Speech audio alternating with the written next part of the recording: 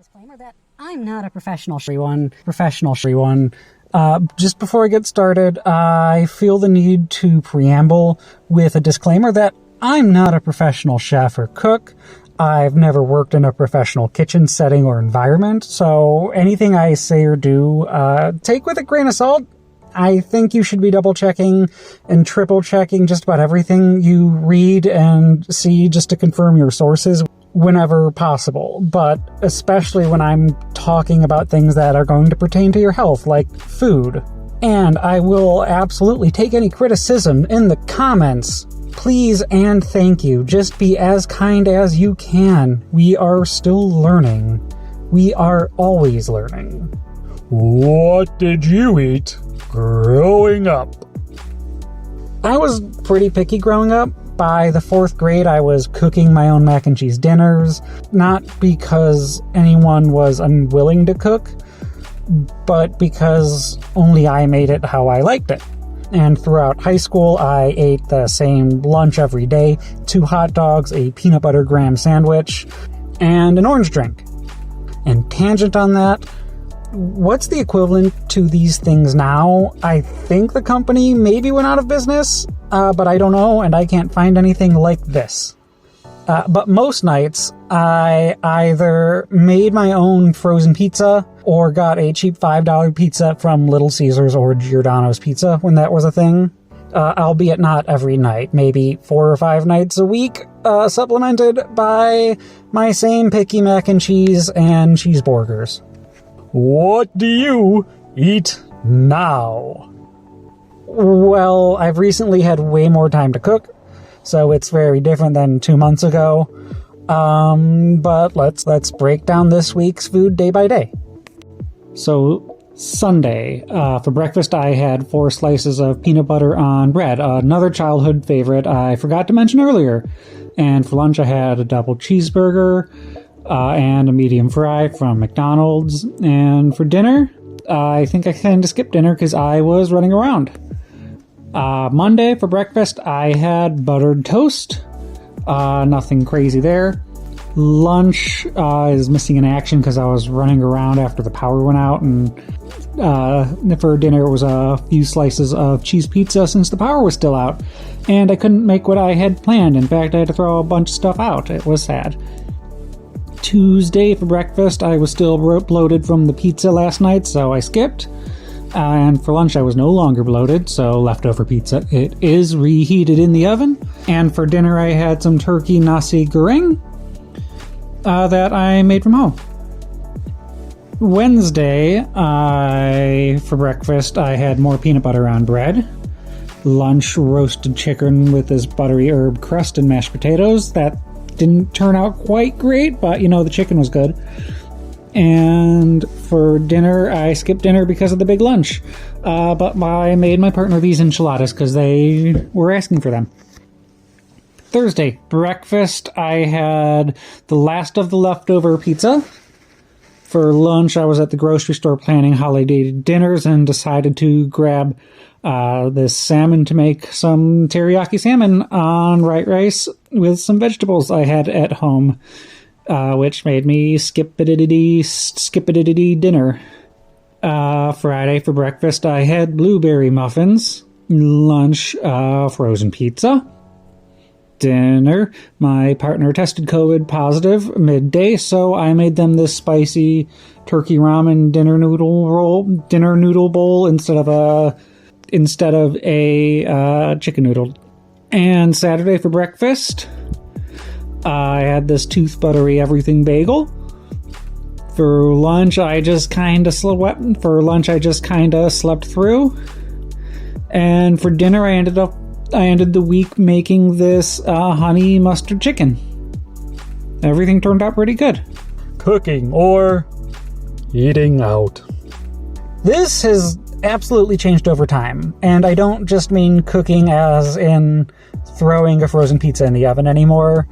In my early 20s, I started cooking more and more for my partner since they were ordering these meal services like Blue Apron and Plated and HelloFresh, Purple Carrot, insert more here, and I paid back the meals by cooking them. and that led to experimenting and trying and learning odd things I'd otherwise have not tried. And flash cut to 8-ish years later, and I'm really genuinely enjoying the cooking experience and trying new recipes. Taking a weekend to try and make something that's new and really complicated is always rewarding for me. Whether it turns out great or not, I'm learning new experiences and new skills I can bring back to other recipes. How did you learn how to cook? So, as previously mentioned, I have virtually zero memories of growing up in the kitchen with my family. So, a combination of meal plan recipes or these meal prep boxes, the cookbooks I have, copying recipes off of the YouTubes and the Food Networks, and the scientific method of fucking around and finding out.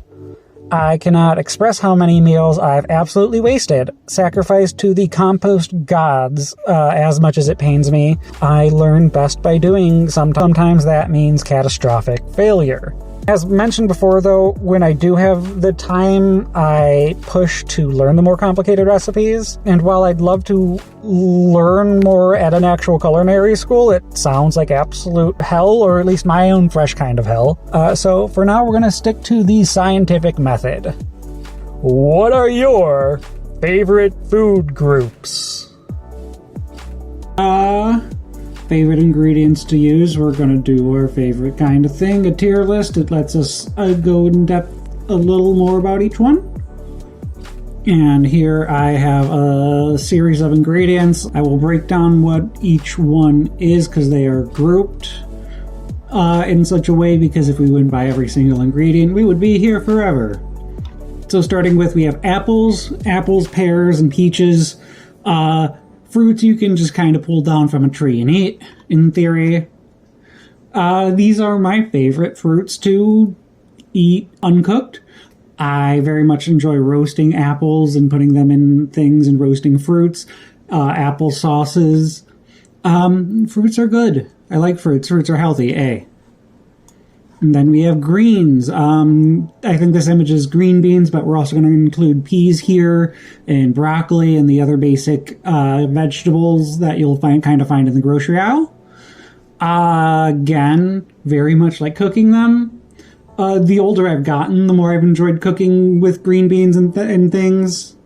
And peas and these kind of vegetables, putting them in fried rices, just roasting them in the oven with salt and pepper and a little bit of garlic. It can go a long way. But I'm gonna go A, and I'm gonna go right now. I like my veggies a little more than my fruits right now. That being said, beans, I have never liked beans in any way, shape, or form, except for maybe the aforementioned green beans. I don't like sloppy joes or chilies, twice baked beans. In no way, shape, or form do I like cooking with them, eating them. I will cook them for others. I know my partner wishes I liked beans, but we're going all the way down here.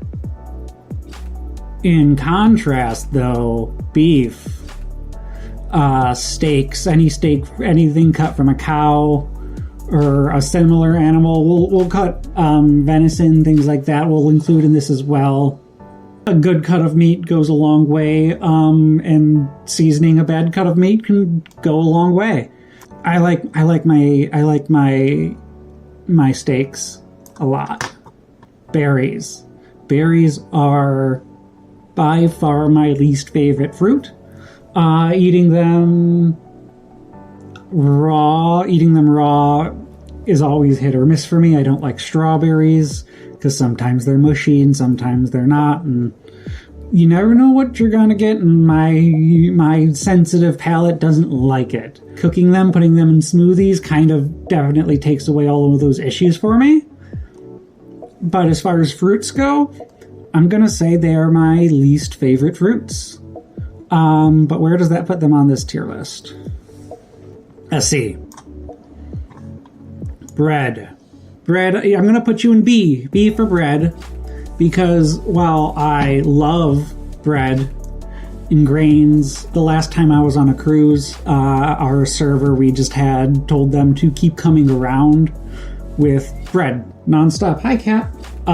So yeah, our last time on our cruise, we just had our server keep the bread coming, and he did. And I went through, I think, 3 or 4 rolls of bread and a dinner, just smothered in butter. It was, in fact, a great time. And while I love bread, I hate working with dough. It is by far my least favorite thing to do in the kitchen is work with raw doughs, pizza doughs, bread doughs, cinnamon roll doughs, pie crusts. Hate it. So for that, bread's going right at B, right in the middle. That being said, next is butter. And then we go to butter, which goes all the way to the top of S right now because butter is delicious. We put it in everything. We put it in just about everything. Butter is... smothering things in butter is kind of the big culinary trend right now. Smother it in butter and say it is decadent or rich is a thing we do a lot, which, valid, but not every recipe calls for butter. You can do a really good fried rice with just some really good sesame oil, or mix your oils a little bit. I don't know if that's allowed. I am not a professional. Let's talk about that again. I am definitely not a professional. I'm definitely not a professional cook. So take everything I say with a grain of salt. But not everything calls for butter. You don't need butter in like a fried rice or a lot of Asian dishes as far as I am aware. Sesame oil and your avocado oils and your other oils will go a long way there instead of like really overpowering the dish with that buttery flavor. But I love my butter. And cheeses. I'm gonna put cheese in C. I like my cheese in moderation. I am not someone who ever wants a cheese board. I don't like eating my cheese raw or cold. Not raw. What is raw cheese? I don't like eating my cheese cold. And I also don't like my cheese in excess. Like, I will take a double cheeseburger. I will take my cheese pizza. I will take my like cheesy garlic bread. But I can't do fondues or your charcuterie boards. I like my cheese in moderation, so we're going to go with a C for cheese, but above berries. Next we have citrus. Our citrus fruits are oranges, lemons, limes, probably a whole bunch of other citrus fruits in there, but I'm not counting, but those 3 are the ones I'm really thinking of with this one. I have a far better track record eating them cold and uncooked. At least oranges. I very much like cooking with lemon and lime. That acid really is important in just about every dish. I find myself using lemon juice in just about everything, so I always have lemons. So we're going to put the citruses at the top of A. Corn, technically a bread, I think, or a grain, but we're giving it its own category because I like popcorn, I like corn on the cob, I like just cooking corn. Very versatile. I like my corn syrup. Bottom of A. Next we have crustaceans and like crabs and lobsters. Let's say clams as well and oysters. I love my crab. I love my lobster. Don't love my clams or oysters. It's partially a texture thing. It's partially a taste thing. But I'm always very excited to... Oh, we're also going to count shrimp here, which I very much enjoy my shrimp. I haven't done much cooking with it. I'm looking to try experimenting with lobster after recording for the holidays. But right now I haven't really had much experience cooking with it, and I'm excited to try. But right now we're going to go middle of A. Above apples. Above apples and those fruits. To go along with crustaceans, we have fish. We could go through all kinds of fish, every kind of fish cutlet under the sun, but we'd be here forever. Maybe we'll do a dedicated video about fish one day. But right now we're just going to kind of group all fish under one umbrella. Since I've moved to the East Coast, I very much have been trying to cook more with fish. And I've been doing a whole bunch more recipes, and it's been a whole lot of fun. But that being said, there are still fish I don't like. I can't cook tilapia right. It always ends up tasting like mud. As much as I love tuna, I have as much as I love tuna, I also struggle cooking that for reasons I cannot comprehend. But my salmon game is pretty strong. I have a few good fish recipes I like to use, but fish is really easy to go wrong. I find easier to go wrong than other things. So I'm gonna put you on B, under bread. Garlic. I think technically you should go with like the onions and things, but garlic, you stand on your own. Bottom of S. Leafy greens, our kales and our lettuces, our collard greens. Let's say Brussels sprouts are in here too. I love these cooked. Like a lot of things, I like my greens cooked. Saute them with a little bit of oil and garlic and some onions or a shallot. 10 out of 10. You can go far. Throw a little bit of ginger in there. I like my leafy greens cooked a lot. That being said, I hate salad. Absolutely hate eating like a bunny. Again, it's a texture thing. That being said, I will take a little bit of arugula on, say, a burger. For some reason. But let's say middle of B. I like middle of B for leafy greens. We have our melons, watermelons, cantaloupes. The green melon at the store that I forget the name of, honeydew. I like my watermelon. Watermelon, you represent melons well. You were a good choice to represent watermelon in this competition. I don't like roasting my melons as much. Oof. Let's walk that back. I do not like roasting this category of ingredient as much as some other people. I don't like roasted watermelon and things, but it's definitely my favorite fruit to eat straight and not cooked. 100% my favorite fruit to eat not cooked, actually. So much so that we're gonna go bottom of S. You stand above other fruits for me. I can't give that to you. Top of A. Under citrus. Milk. Another thing I don't generally like.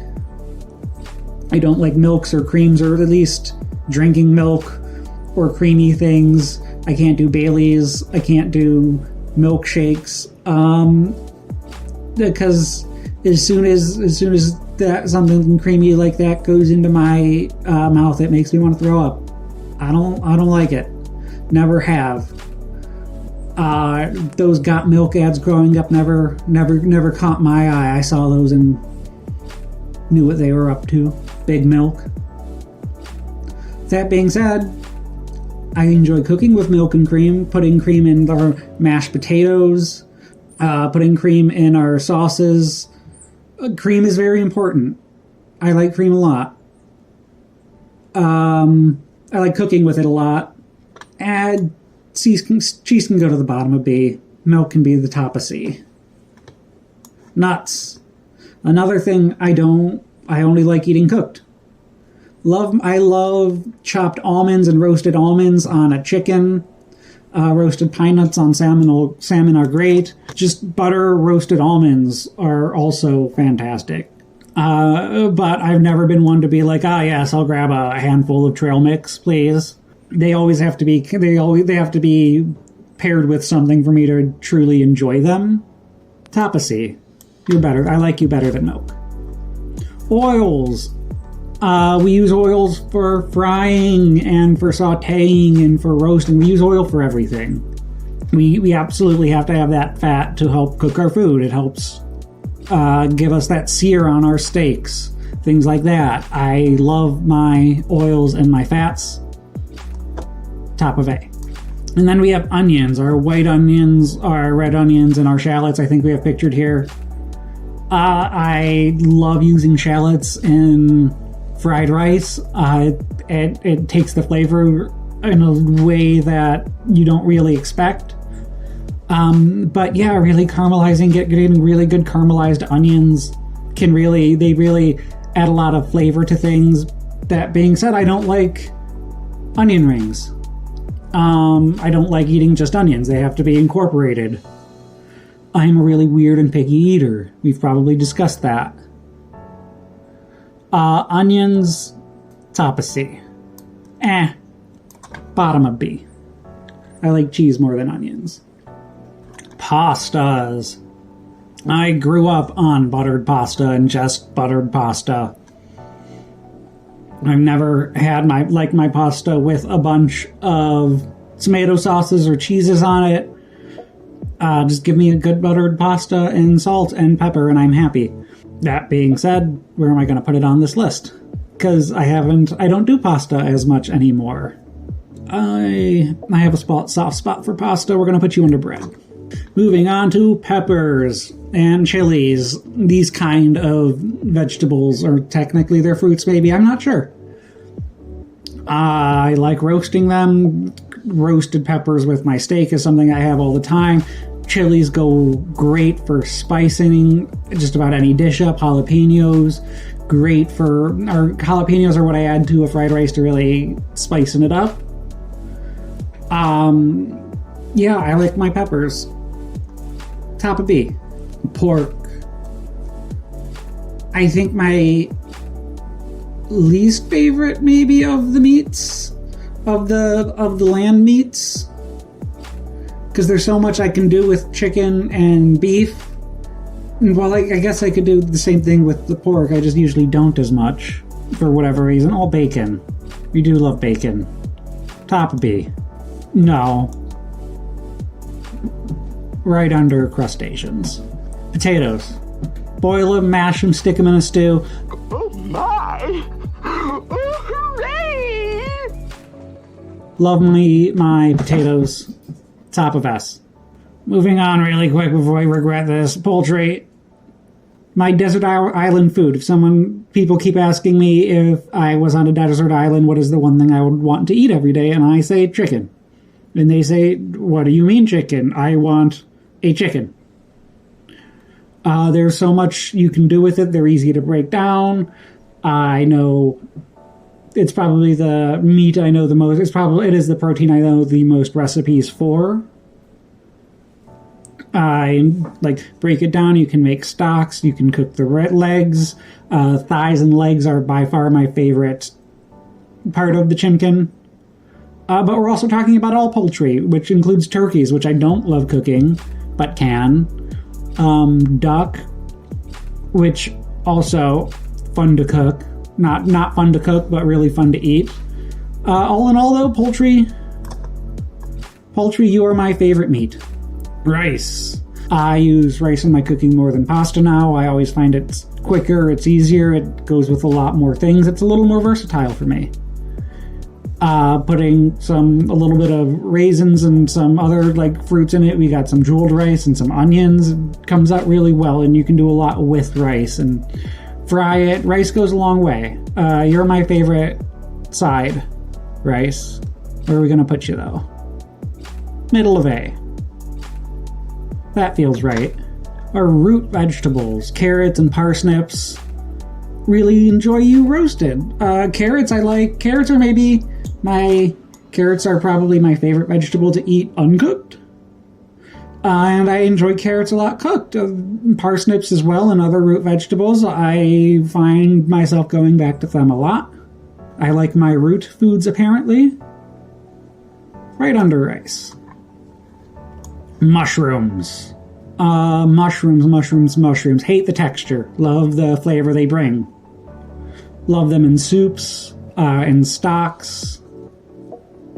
Love them chopped up to the point where I can't really taste that texture. It can go a long way, or if you manipulate them into a way you can manipulate mushrooms in a way they taste kind of like beef or kind of replicate that. That can be really good. But I find it really hard to cook with mushrooms. Or at least I'm learning to cook more with mushrooms. Let's say top of C for mushrooms. And bottom of B. Spices. Spices go in everything. This is herbs and spices, so we're talking curry spices and pastes and powders. Rosemary and thyme and sage and all of Simon and Garfunkel. The spices I end up using most are salt and pepper, a little bit of garlic powder, and paprika. Paprika and chili powder are two spices I love using. Little adds a lot of color to your dish, and a little more adds a lot of flavor to your dish. Tomatoes. What do I want to say about tomatoes? I like them on pizza, and that is about it. I don't do a lot with tomatoes. Oh, shashuka. I like shashuka. Yeah, I'm sorry, tomatoes. I don't like you a whole lot. I don't use you a whole lot. Middle of C. Above milk. And finally, tropical fruits. Pineapples, mangoes, kiwis. As opposed to melons, I do love these roasted. And I love these in a smoothie. But these are fruits I don't, like with their super high acid content, I don't love eating them uncooked. I don't like the feeling of my fruit eating me back. But I very much still like my tropical fruits. Let's go high B. That feels right. I'm sure I missed a whole bunch. I feel like I missed squashes. I think soy is not on this list. Those should be here. I apologize to the soy and squash communities for not representing you on this tier list. Where are your favorite places to eat out? If I am just shouting out restaurants, Mulberry's in Cleveland is somehow my favorite pizza place on the planet. Their pizza, I think, has this sun-dried tomato sauce and this really rippable crust for dipping in that sauce. So 10 out of 10. And High Roller Lobster in Portland, Maine is a place I have made the drive out to a few times a year since moving to New England. And the Clam Box in the middle of Massachusetts. If we are talking about bigger chains, though, I do have a soft spot for Outback Steakhouses, if only for the bread. And if we're talking about burgers, I prefer Five Guys or Smash Burger over other places, but I'll take a burger from anywhere. What type of dishes are your favorite to cook? The flavors of Asian cooking, specifically Japanese and Thai, are always having me go back and want to experiment more. Definitely my favorite genre of dishes to learn and explore. But I won't lie, my fried rice game is weak. I put a much better showing making ramens or stir fries. Mediterranean dishes I am learning to enjoy more and more as well. The oil and fat is sometimes used in a lot different and unique ways than I see a lot of times here in America. And it's such a vast region with a variety of ingredients and cooking methods that gives you samplings of the European and African and Asian palates while also being its own beast entirely. Would you ever open a restaurant? Short answer is no! The hours are miserable and the success rate is narrow from what I understand. If anything, I would maybe do a food truck, and probably I'd try to do an international breakfast or an international breakfast and brunch food truck at that. I love making breakfasts, and I can realistically do that in mass, but that too is more of a fantasy than an actual goal. I feel like I would start to associate a comfort in something that's relaxing to me with the success and failure of my business and livelihood in a way that would affect how much I actually enjoy the kit, and in a way that would interfere, in a way that would affect how much I actually enjoy the thing, in this case being cooking, if that makes sense. What does food mean to you? This is such a fucking vague question. It obviously means sustenance, something you can chew and nom on, and ideally makes you feel happy, but should at least nurture you in some way, shape, or form. As I age, the idea of food definitely nurtures me more on a comfort level as well, though, especially while, like, zoning out and actually cooking the foodstuffs. I wouldn't classify myself as a foodie. I am way too picky for that, and at restaurants I still usually pick to my safe picks instead of doing adventurous things. I save the adventuring and cooking it myself at home. I don't like baking weird doughs, and I can't stand most chocolates or cheeses in large amounts. And I'm just a diverse food and enjoy the kitchen, and I'm okay with that for now. Episode 1. And we start accepting questions for